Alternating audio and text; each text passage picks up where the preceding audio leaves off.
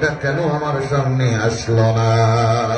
আমার স্ত্রী তখন আমাকে বলল, না আসার কারণ হলো এই মক্কার মানুষ এত নিষ্ঠুর পশু আকৃতির হয়ে গিয়েছে।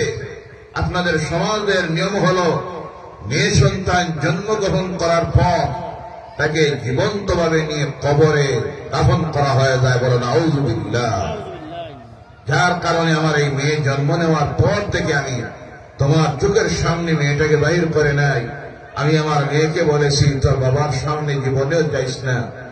তুমি যখন ঘরে থাকো মাতাল অবস্থায় মদ পান করে, কারণ তাদের কাজ ছিল মদ খাওয়া, মাতাল অবস্থায় তুমি যখন ঘরে থাকো, আমি আমার মেয়েটাকে লুকায়িত ভাবে রাখি, কারণ আমার ভয় হয় তোমার সামনে যদি আমার এই মেয়েটা যায় তাহলে তুমি যে কোনো মুহূর্তে তাকে হত্যা করে দিবে। বলো নাউযুবিল্লাহ। আজকে অসতর্ক অবস্থায় তোমার সামনে চলে এসেছে। ওই সাহাবী বলছেন, আল্লাহ